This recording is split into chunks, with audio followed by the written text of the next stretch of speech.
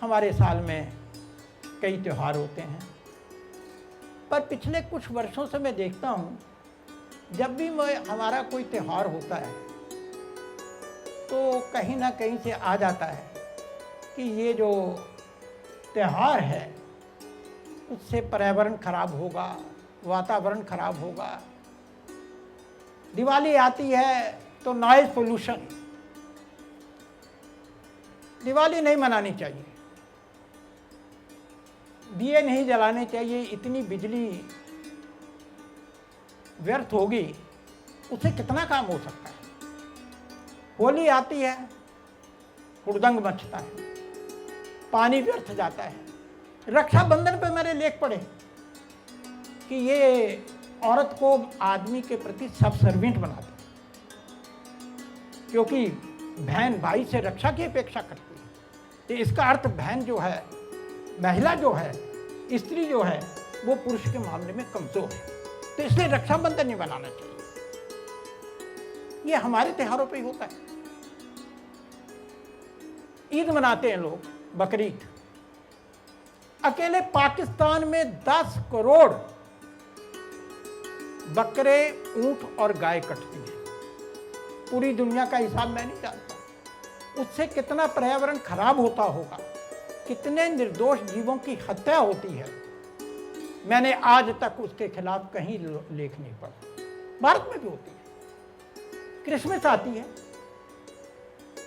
अकेले इंग्लैंड में 1 से 1.25 करोड़ टर्की पक्षियों की हत्या की जाती है।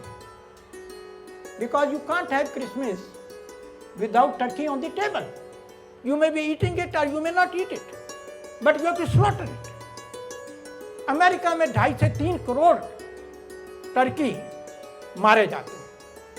इतने टर्की प्रकृति तो पैदा नहीं करती, फार्मिंग होती है, उसके लिए हजारों एकड़ के फार्म बनाए जाते हैं, पानी उपयोग में लाते हैं, चारा बनाया जाता है, और इतनी जीव हत्या होती है।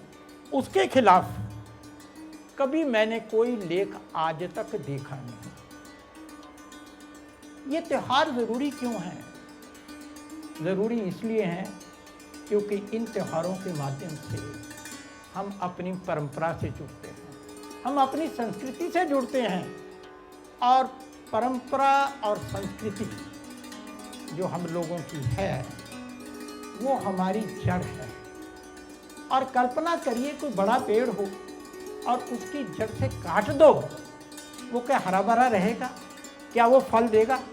क्या वो जिंदा रहेगा? जड़ से कटकर कोई फल नहीं रह सकता, कोई पेड़ नहीं रह सकता। और अगर हम लोगों ने अपने इन त्योहारों को उत्साह के साथ मनाना बंद कर दिया तो मान के चलिए हमारा जो समाज है, जो इतना प्राचीन है सभ्यता, वो समाप्त हो जाएगी।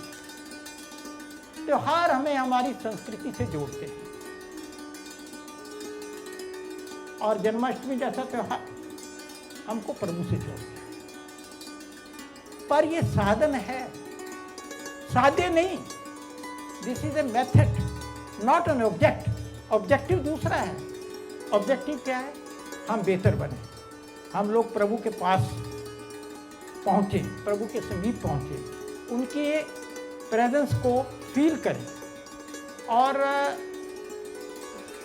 देखिए, कोई अस्वस्थ हो जाए, बीमार हो जाए, डॉक्टर के पास जाएगा, पर डॉक्टर के पास केवल जाने से ठीक नहीं होगा। स्वास्थ्य लाभ कब होगा? जब वो डॉक्टर की बताई हुई दवाई लेगा, डॉक्टर ने जो परहेज बताया, उपचार बताया, उसको करेगा, उसके बाद ही ठीक होगा। आप गंगा स्नान के लिए जाते हैं, हरिद्वार जाते हैं,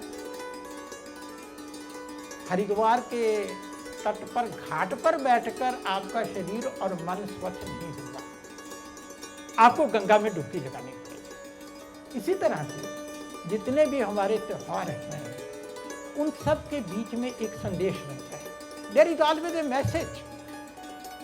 आप उस मैसेज को, संदेश को पकड़ने की कोशिश करिए। That will help us to improve ourselves, make us into better human beings and also go closer to our goal. हम लोग शिवरात्रि मनाते हैं। शिव कौन है?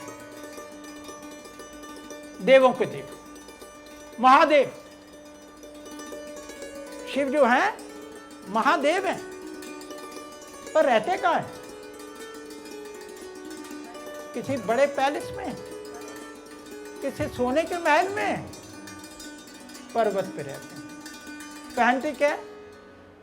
मृगचर, साधारण।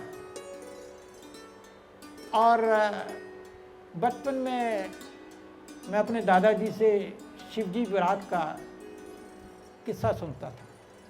आप लोगों ने भी सुना होगा, रामायण में उसका वर्णन है। जो लड़की के पिताजी थे, उन्होंने कहा अगर बराती ऐसे तो दूल्हा कैसे होगा, शादी नहीं करेंगे। माँ ने समझाया, पत्नी ने समझाया उनके।